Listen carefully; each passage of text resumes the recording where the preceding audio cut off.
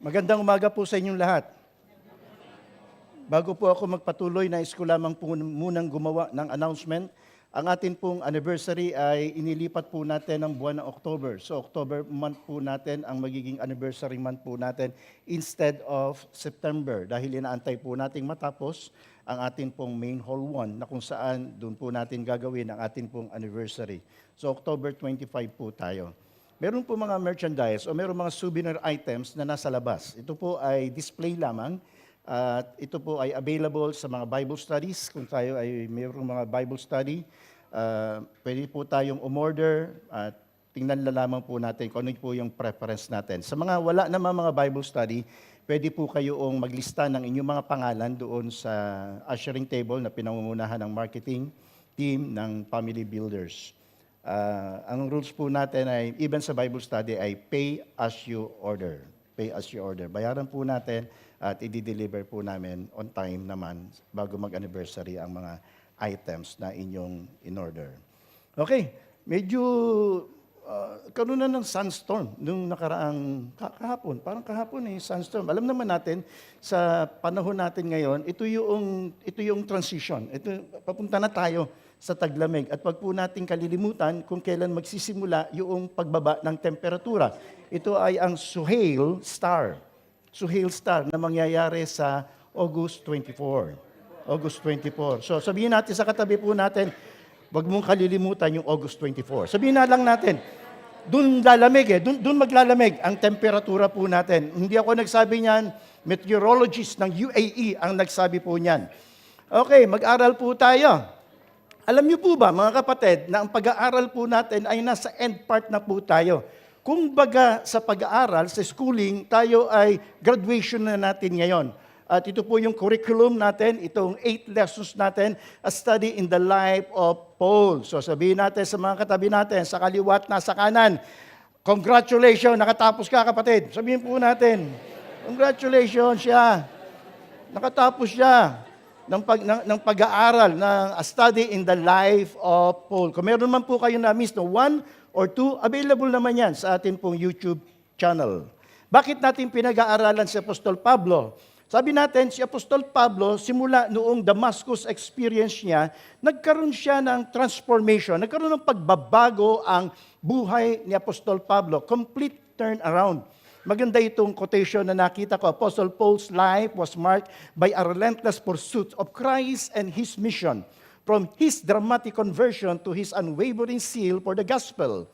Paul's journey teaches us what it means to seek Christ wholeheartedly, pursue his calling passionately, and conquer every obstacle for the sake of the gospel. Nakita po natin si Apostol Pablo, marami po siyang na-conquer, marami po siyang mga napagtagumpayang mga pagsubok sa buhay, mga challenges, marami siya napagtagumpayang mga persecutions, even sabihin natin in prison, hindi lamang isang beses, approximately 4 as recorded, pero sabi ng iba, mas marami pang beses siyang nakulong.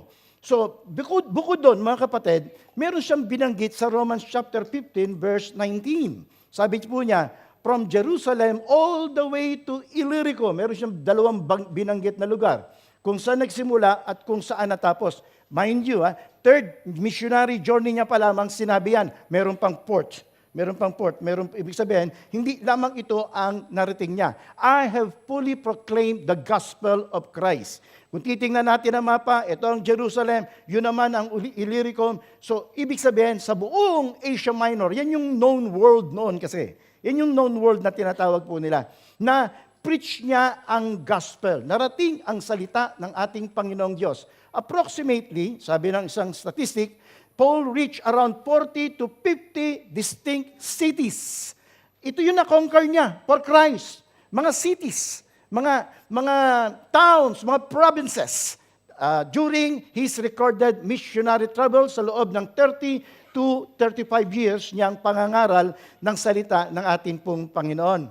At sa modern naman po, ito naman po yung modern cities, kung titingnan natin sa mga mapa natin, kaya ako ilagay nyo sa mga bucket list ninyo. Ako isang bagay na, ipaplano kami ng mga travels, no? So sabi ko, ang gusto ko mga travels, yung nakalagay sa Biblia. Yung nakalagay sa salita ng Panginoong Diyos, wag lang yung impyerno. Pero yung mga nakalagay doon na pinagmulan ni Apostol Pablo, yung 7 churches, okay yan. Okay yan. Nakalagay kasi sa Biblia yan. Egypt, gusto ko rin yan. Bakit? 400 years yung ano doon. Gusto ko madalaw yan.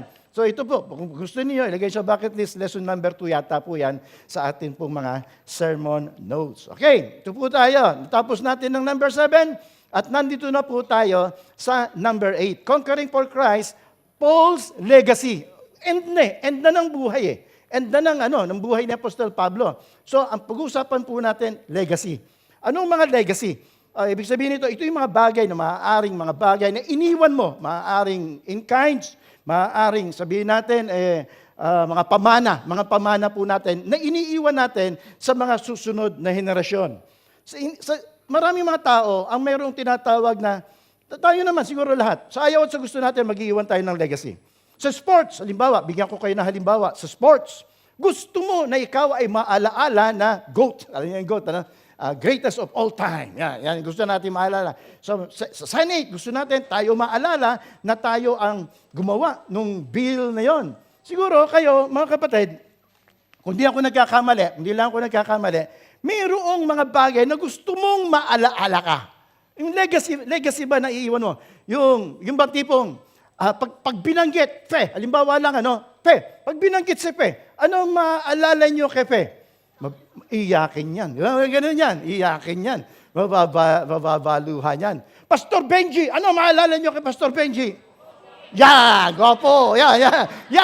Yun ang mga tinatawag natin. Pag binanggit kagad ang pangalan, mayroong kang maaalala. Ganon si Apostol Pablo. Hindi ko alam kung dito, pag binanggit, sexy. Wala tayong maaalala sexy dito. Bakit ko sinabi yan? Historical setting natin. Ilagay ko lang muna sa context ang ating pong pag-aaral. The Apostle Paul, siya ang author niyan, ang recipient niya, si Timothy, protege siya yung young pastor, siya yung susunod, siya yung disciple ni Apostol Pablo. Setting po natin, Paul is writing from prison. Bagamat hindi ito recorded na prison epistles, ito ay isinulat niya nung siya ay nakabilanggo.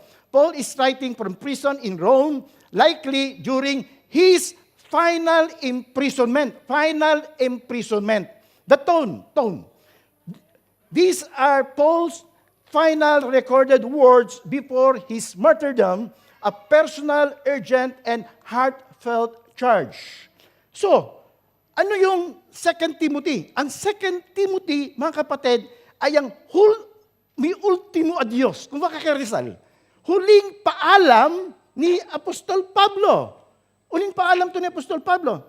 So, kapag ikaw ay magpapaalam na at alam mo na ikaw ay aalis na sa mundo, abay, siyempre, yung mga iiwan mo, mga kapatid, na mga salita ay yung mga natutunan mo.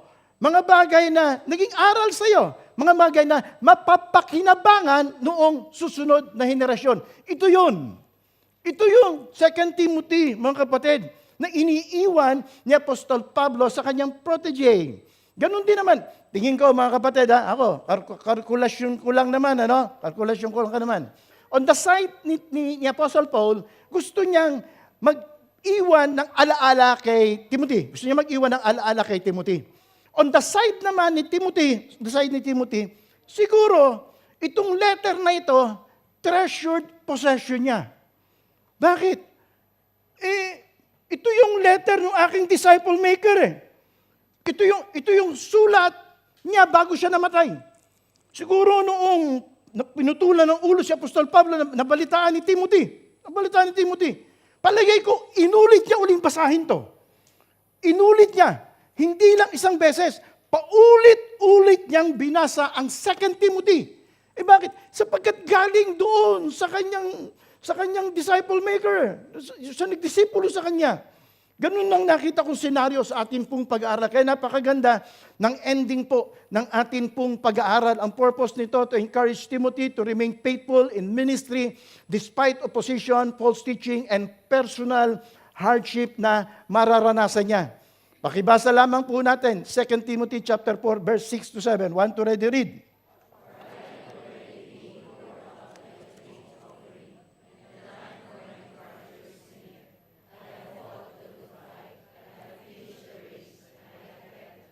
Pansinin ninyo ha. And the time of my departure is near.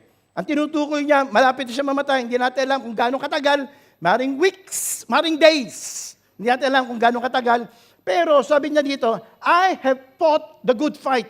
Ito yun. Ito yung gustong maalaala. Ito yung gusto niyang iwan kay Timothy. Timothy, alalahanin mo ako.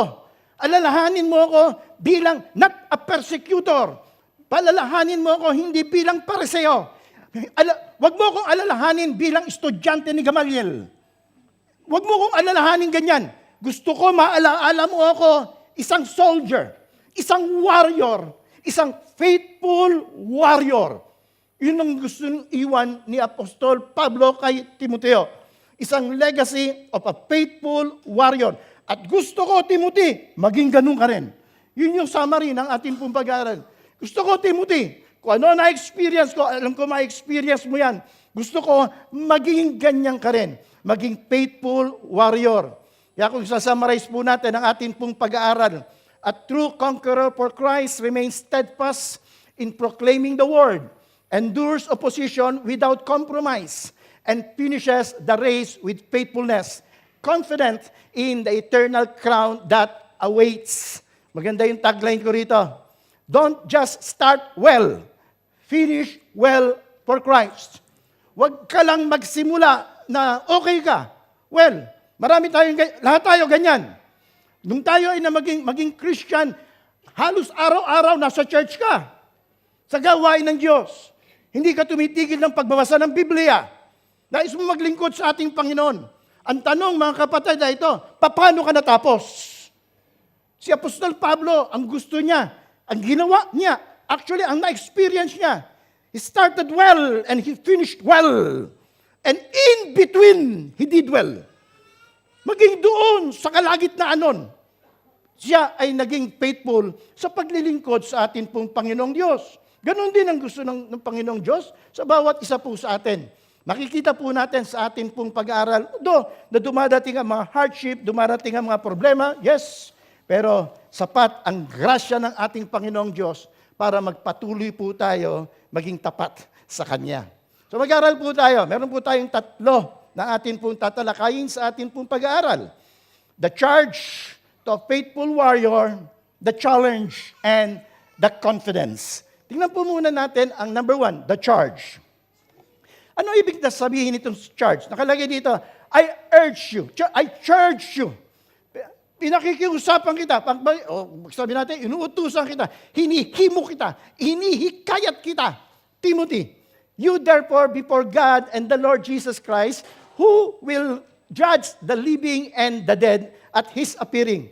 Ano ang mga bagay na makikita muna natin sa atin pong pag-aaral? Unang makikita po natin ay yung seriousness of the calling. Bakit ko sinabing seriousness of the calling? Kasi tinanggap mo yung kay Lord eh.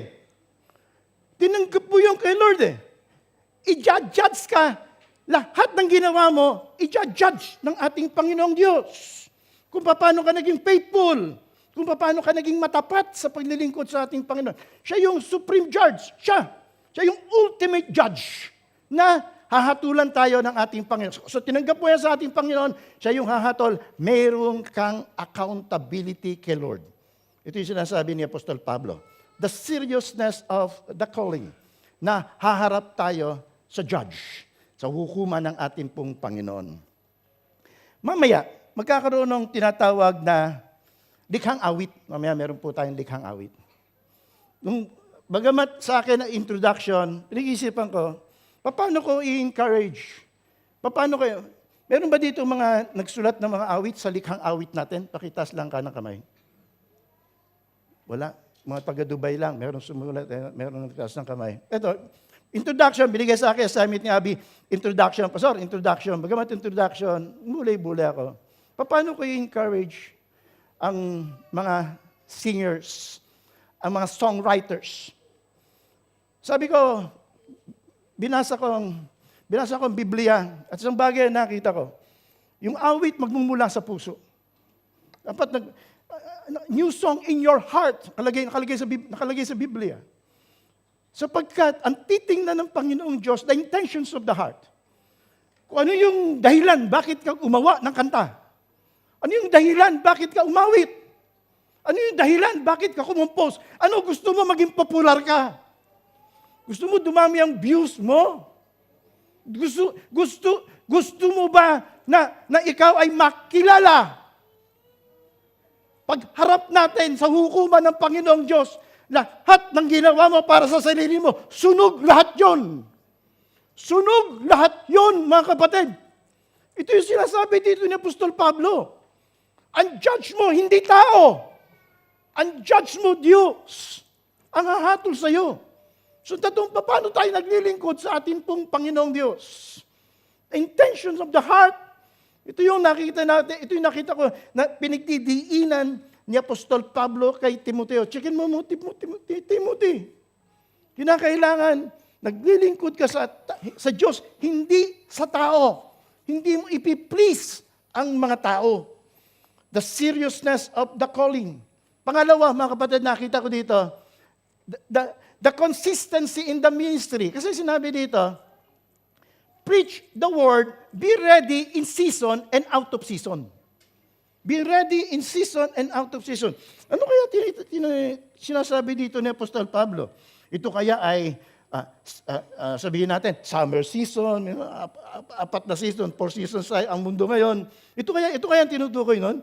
Hindi, ang tinutukoy po ni Apostol Pablo rito kasi sabi sa Tagalog, napapanahon man o di man, ipangaral mo ang salita ng Panginoon. Consistent ka. Consistent ka. Consistent ka sa lahat ng tao, sa lahat ng oras, sa lahat ng panahon, sa lahat ng dako. Yun ang ibig sabihin ni Apostol Pablo. Hindi yung parang type ko mag-share ngayon. Pagkatapos sa susunod na araw, parang tinatamad ako. O kaya naman, parang gusto ko siyang sharean. Bakit? Maganda siya eh. Parang ayoko siyang sharean. Meron ganun. Namimili, meron ba tao dito? Wala ano. Namimili ng taong babahaginan. Meron naman, namimili ng lugar. Namimili ng lugar. Namimili ng panahon. Namimili ng timing. Sa Apostol Pablo, iba. In season and out of season. Kahit sino yan, kahit saang lugar yan, kahit anong panahon yan, preach the word. Yun yung sabi dito. Consistency. Yun yung charge ni Apostol Pablo para masabi ikaw ay faithful warrior. Consistency in the calling. At yung pangatlo, medyo mabigat eh. Kasi nakalagay dito, convince, rebuke, exhort with all long-suffering and teaching. Ibig sabihin naman dito ni Apostol Pablo, mga kapatid, the courage in truth-telling. Ganito yan eh. Alam niyo ba na mahirap sabihin ng katotohanan sa tao?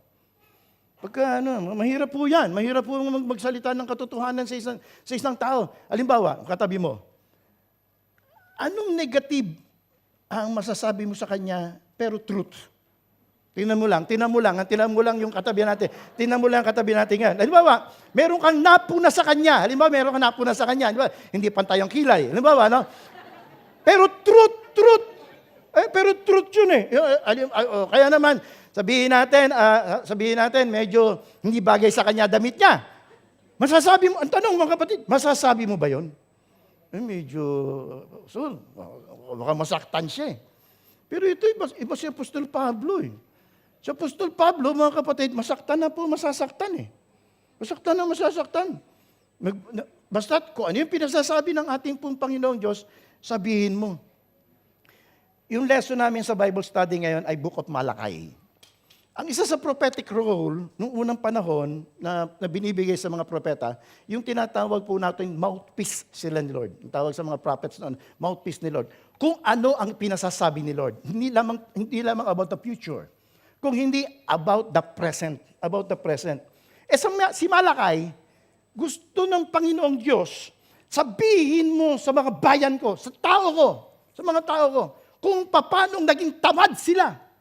Kasi after 100 years After 100 years, nung pagbalik nila galing Babylon, excited, worship, ang binibigay nila mga handog, the best. Ang binibigay nila mga tithes and offering, honest sila, faithful sila sa kanilang mga asawa. After 100 years, nawalang lahat yun.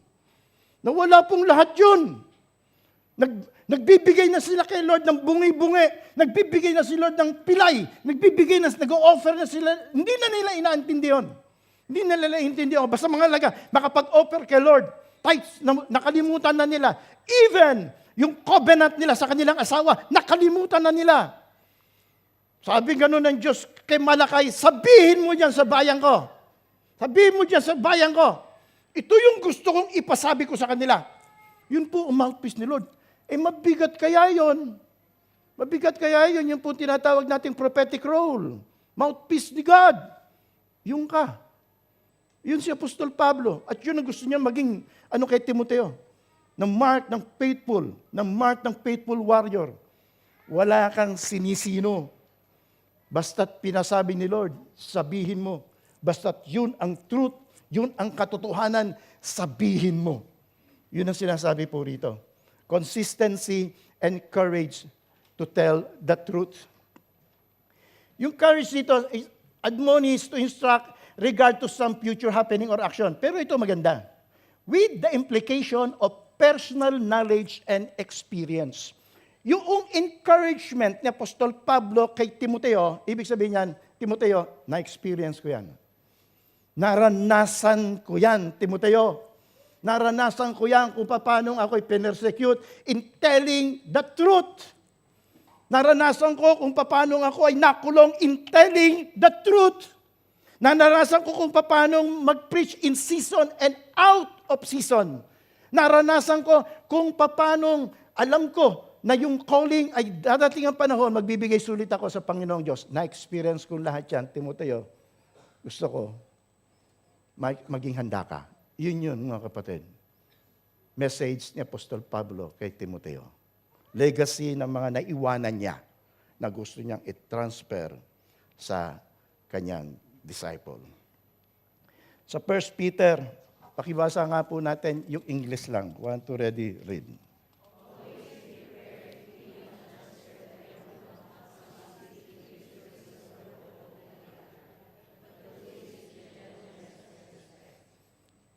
Masasabi kaya natin ganito tayo, laging handa na mag-testify para kay Lord.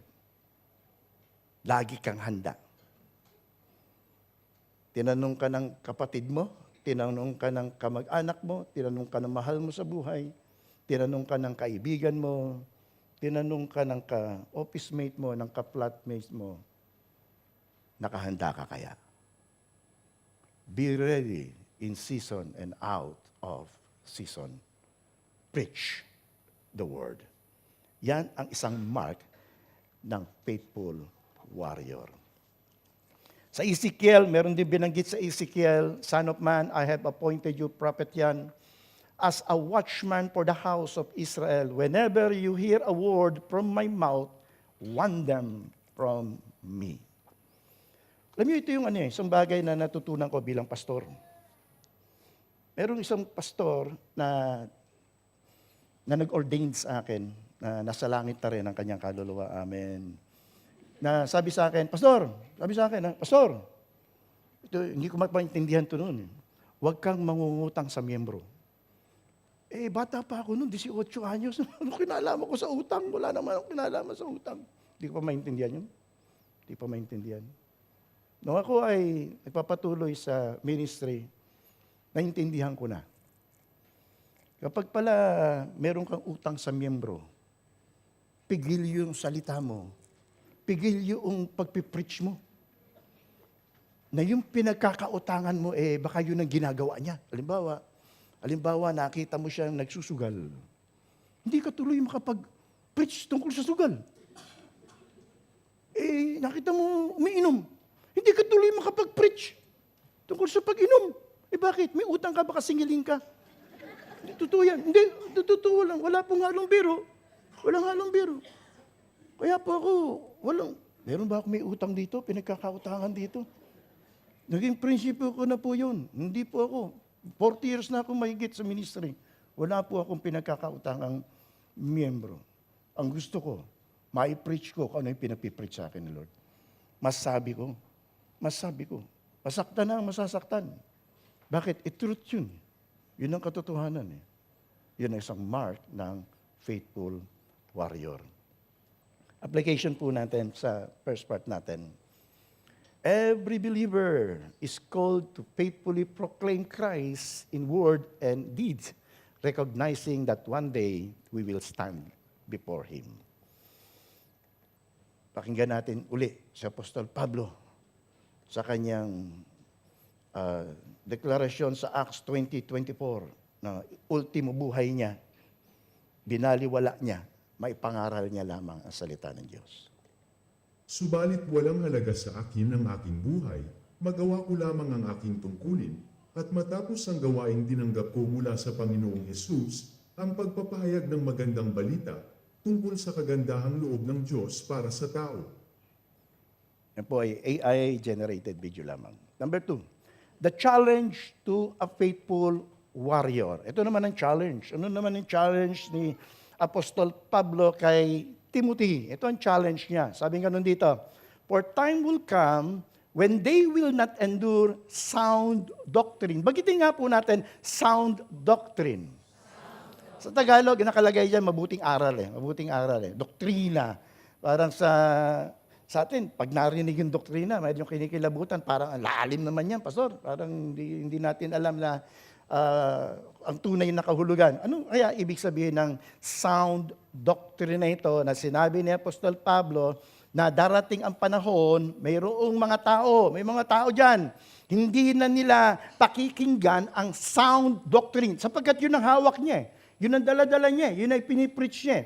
Ano kaya ibig sabihin ng sound doctrine? By definition, ito po yun, ang sound doctrine. Ibig sabihin nito ay praise sound doctrine comes from the Greek word hygeinusa didaskalia. Literally means healthy teaching. Healthy teaching po ibig sabihin nito. Literally. Ibig sabihin nito ay yung mga teachings na healthy spiritually. Healthy food, madaling i-define yun. Ano ang mga healthy food? Healthy pork, mga ganon, healthy. Hindi yun huwag nyo ko yun. Huwag kayong sumisimple. Meron sumisimple. No? Organic yung Pastor Baboy na yan. Meron mga ganun. No? Hindi. Healthy food. Alam na naman natin ang mga healthy food. Di ba? Yung magbibigay kalusugan sa atin. Meron ding mga healthy teachings. Ano yung mga healthy teachings? Ito yung mga healthy teachings. Sound doctrine nourishes the soul. It promotes spiritual growth, moral integrity, and right living before God. Ibig sabihin nito, yung mga teachings ba, nalalago ka sa iyong pananampalataya? Mga teachings ba na mapapakinabangan mo? Mga teachings ba na magtatransform ng karakter mo? Mga teachings ba na na magkakaroon ka ng integrity, na ikaw ay magiging matuwid sa harapan ng ating Panginoon? Yun. And time will come, mga kapatid, ang mga tao, hindi napapakinggan yun. Ang gusto ng mga tao, yun na lang gusto nilang marinig. Pastor, wag ka magpipreach ng ganyan. Pastor, wag ka magpipreach about sin. Pastor, wag ka magpipreach about repentance. Pastor, wag ka magpipreach about judgment. Pastor, wag ka magpipreach about immorality. Pastor, wag ka magpipreach about adultery. Yung mga ganun. Ayaw. Ang gusto natin, yung kikilitiin ng tenga natin. Sasabihin ko sa inyo, mga kapatid, maraming mga church members, ang gusto, mga kapatid, ang gusto palaging preaching blessing. Blessing. Ayaw nila nung nakakarinig ng mga bagay na hindi pagpapala. Yun ang gusto nila. Marami mga member na ganyan. Mega church pa nga eh. Bakit? Yun ang gustong marinig ng mga miyembro eh. Minsan narinig ko in interview. Bigay mo sa member yung gusto nilang marinig. Ako iba. Ibibigay ko sa inyo kung ano mapapakinabangan ninyo. Kung ano yung mga pinasasabi ng ating pong Panginoon. Healthy doctrines, sound doctrines. Masakit, oo, pero magtatransform ng buhay. Maganda yung prayer kanina. Yung isang pag-aaral, yung aralin, yung mensahe na magtatransform ng buhay mo. Na magbabago ng karakter mo, magbabago yung estilo ng buhay mo. Ito yung nais ni Apostol Pablo. Pero time will come, nangyayari na po yan. Dinignan ko dito, hindi ko na nailagay dyan. Ano yung mga nangyari na noon, mga hindi sound doctrines, mga false teachers. Ang number one dito, mga kapatid, legalism. Legalism. Kasi yun ang nakalaban ni Apostol Pablo. Yung ba sinasabi na, hindi sapat si Jesus Christ. Kinakailangan mayroong ritual. Kinakailangan maging member ka ng church. Kinakailangan gawin mo itong ritual na ito. Legalism. Yun ang sinasabi dito ni Apostol Pablo. Hindi lang yan. Meron pa yung tinatawag nating deity ni Christ. Yung pagka-Diyos ni Jesus. Yung resurrection ni Christ, dinidinay nila yon. Yan yung mga teachings noon na hanggang ngayon nandyan. At yun ang gusto mapakinggan ng mga tao. Meron yan church, Hindi ko alam kung kilala ninyo, Pero patay na yung head nila, Meron mga member, ang gustong palagi, nagdidebate. Alam niyo yun. Hindi ko mag-gets yun. Ang gustong papakinggan debate, palakpakan pa nga pag nagdedebate. What? Gagawin mo ang pulpito para makipagtalo. Sa bagay na hindi ko pwede allowed. Habang ako ang pastor ng FCC. Gusto ko po mga kapatid, yung ipapakain po sa inyo, maging yung healthy. Yung magbibigay pagbabago sa buhay ninyo. Yung gustong ipasabi ng ating Panginoong Diyos. Si Apostol Pablo, yun ang gusto niyan, legacy. Kaya sabi niya kay Timothy, katatakutan mo lang ang Diyos. Wala kang ibang ipiplease, kundi ang ating pong Panginoon. Gagawin nila, mga kapatid, nakalagay dito, mga false teachers, and they will turn their ears away from the truth and turn aside to fables. Alam niyo naman ang mga fables, mga myths, mga hindi totoo. Lulukuhin ka lang. Bibilugin lang ang ulo mo para paniwalaan ka, para alisin ka sa katotohanan. Huwag natin hahayaan to yan. At ito ang pakiusap ko sa inyo. Alam ko, marami sa inyo uuwi sa Pilipinas, lahat naman tayo. Kundi uuwi sa Pilipinas, magmamigrate sa ibang bansa. Kapag mayroong mga humihingi ng prayer, ang una kong binibilin, humanap ka ng church ng ipinapangaral Biblia. Humanap ka ng church ng pinapangaral ay ang katotohanan. Yun ang una kong binibilin. Sabi sa ating, tingnan po natin ang application natin, in a culture drifting from God's Word, we must resist the pull toward popular opinion and stand firm in the truth. Marami ngayon yan. Hindi ko mo maraming sumasang-ayon, yun na yung truth. Hindi ko mo in-endorse ng inyong favorite celebrities, yun na yung truth. Hindi ko mo yung influencer ninyo, sinabi na, maraming ganyan. Sinabi ni ganito, influencer ni ganito, yun na yung susundin ninyo. Hindi po.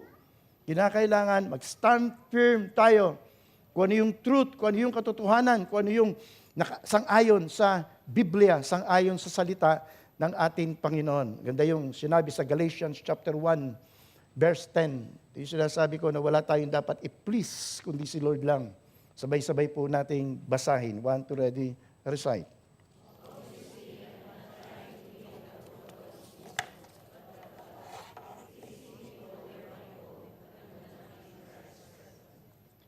Sabi dito, hindi people ang, sabi ni Apostol Pablo, hindi tao ang piniplease ko, kundi si Lord lang, ating Panginoong Diyos lang.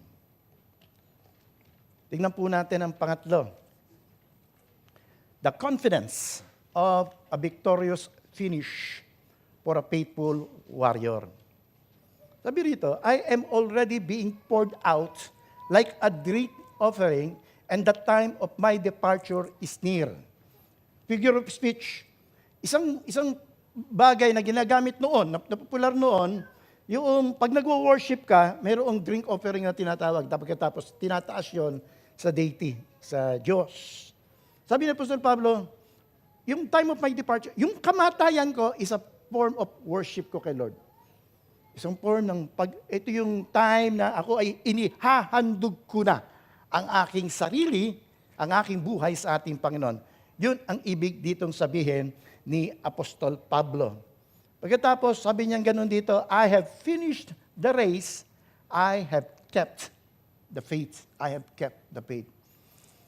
Ibig sabihin, marami akong pinagdanan from a warrior, naging runner. Ha? From a warrior, I have fought the good fight. Pagkatapos, naging runner naman siya noon. Ibig sabihin, natapos ko yung takbuhin. No regrets, no unfinished business. Kung ano yung pinagagawa ng Lord, ginawa ko. Kung saan ako pinapupunta ni Lord, doon ako pumunta. Mga kapatid, lilinawin ko lang po. Lilinawin ko lang. Tanungin ko lang muna, sino rito ang na-born again na o tumanggap sa ating Panginoong Hesus bilang Panginoon at tagapagligtas? Pakitaas lang ka ng kamay.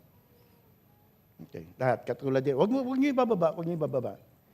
Sa ayaw at sa gusto ninyo, enlisted tayo bilang soldier ni Lord. Pakitbaba na po. Salamat po. Ulitin ko Pastor, hindi ako warrior, hindi ako enlisted warrior. Bakit? Hindi naman ako pumirme. No. Sa oras na tinanggap mo si Lord bilang Panginoon at tagapagligtas, warrior ka. Enlisted ka, mga kapatid. At ito pa, nasa battlefield ka. Na hindi naiintindihan ng iba. Ang akala ng iba mga mananampalataya, nasa playground Naglalaro lang. Naglalaro ka lang dito. Hindi. Ang kaaway, busy-busy. Naatakihin ka. Maaaring merong iba't iba dito, merong mga battles. Mga health, finances, relationship, mga battles sa mga anak, sa mga problema. Mga battles po yun Kasi ang kalaban mo naman, hindi naman laman dugo Ang kalaban po natin, yung mga gawa na masamang espiritu army ka. Enlisted warrior ka. Ano gagawin mo? Ang nais ng Panginoong Diyos, mga kapatid, maging faithful tayo, maging tapat po tayo. Na makipagbaka po tayo. At gamitin po natin yung spiritual armor na ibinibigay sa atin ng atin pong Panginoong Diyos. Sabi natin, Pastor, confident ka na yung panalo ka? Parang ganun. Hanggang kanina pinag-iisipan ko kung sasabihin ko Paano mangyayari yun? Na-confident ka na. Alam niyo ba yung tipong tinatawag na hindi pa nagsisimula laban tapos na ang boxing? Meron kaming term na gano'n Meron kami.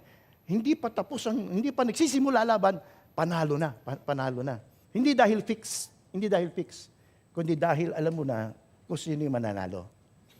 Parang ganito ibig sabihin nun Yung si Apostol Pablo, parang sinasabi niya, alam ko, kahit hindi pa tapos ang buhay ko, sa battle na ito, magtatagumpay ako. Yun.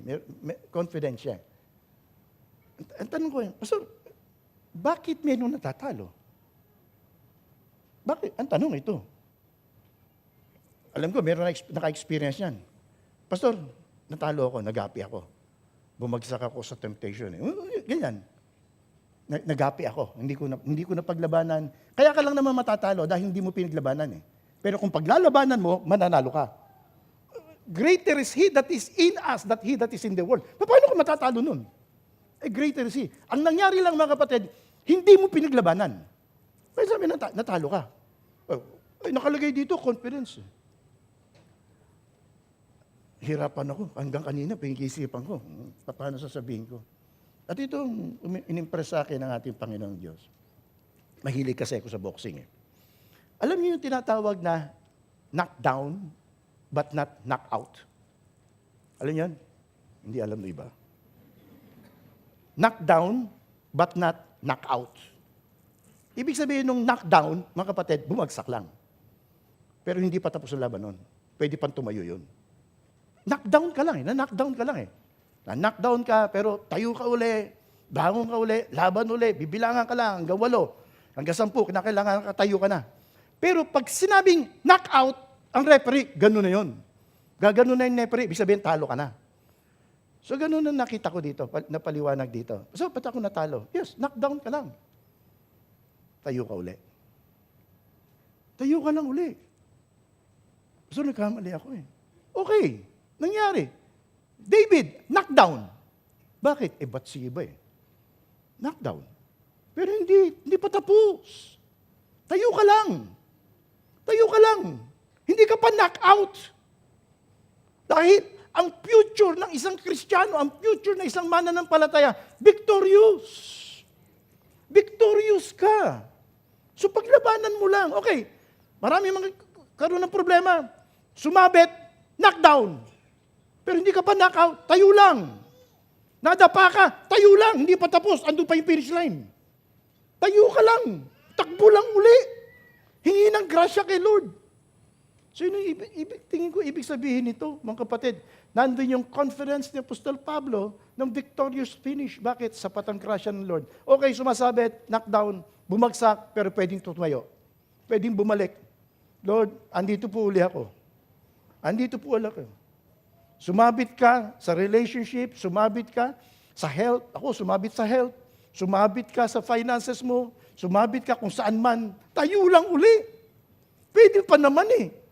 Hindi pa naman tapos ang buhay mo. Hindi pa naman pantay ang paa mo. Pwede ka pa tumayo. Hindi pa tapos si Lord sa pagsulat ng kasaysayan ng buhay mo. Wag mong nakawin ng pen sa kanya. Wag mong kunin ng pen. Patuloy pang sinusulat ng Diyos ang future po natin. Application po natin. We should live so that our final testimony like Paul, with no regrets, confident in the reward awaiting us. Sana sa end natin, masasabi natin na no unfinished business. Walang regrets, ano pa mang bagay, kundi naglingkod na may katapatan sa ating Panginoon. Ang conclusion po natin, obeying the church, inapura ko lang ng kaunti dahil meron akong gustong gawin po natin. Obeying the church, overcoming the challenge, and awaiting the crown. If today were your last day, wag naman sana. Wag naman sana. Ang tanong lang ito, could you confidently say, I have fought the good fight, I have finished the race, I have kept the faith. The crown I long for is not gold, but the smile of the Savior saying, well done, good and faithful servant. Sa huling araw, nakaganon si Lord. Well done, good and faithful servant. Kaya nga, don't just start well, finish well for Christ. Tayo pong lahat ay tumayo, mga kapatid. May paggagawa lang ako. Buha tayo ng kapartner natin. Siguro yung iba-ibang, Pagkatapos, sabihin natin, mag-ano tayo sa Kanya, mag-wish tayo sa Kanya na, I want you to finish well, how can I pray for you? I want you to finish well, how can I pray for you? Sige po. Tapos magpalitan kayo ng prayer. Magpalitan kayo ng prayer. Kung mayroong mga challenge, kung mayroong mga battles, kung ano man ang pinagdadaanan, pag-pray po natin. Sige po, pray for one another, please.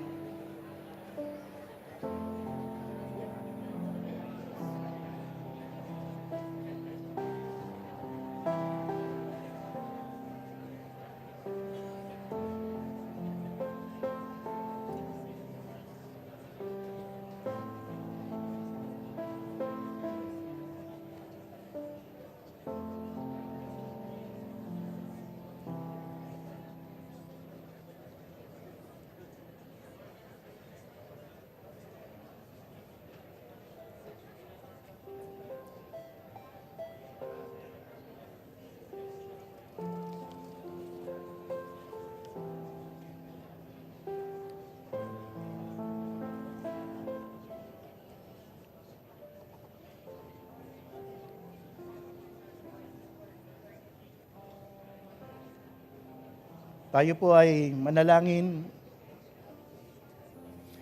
Panginoon, hindi pa po tapos ang buhay na ibinibigay mo sa amin. Katulad ni Apostol Pablo, gusto po naming matapos na faithful kami, na pagdating ng huling araw, i-welcome mo kami sa iyong kaharian.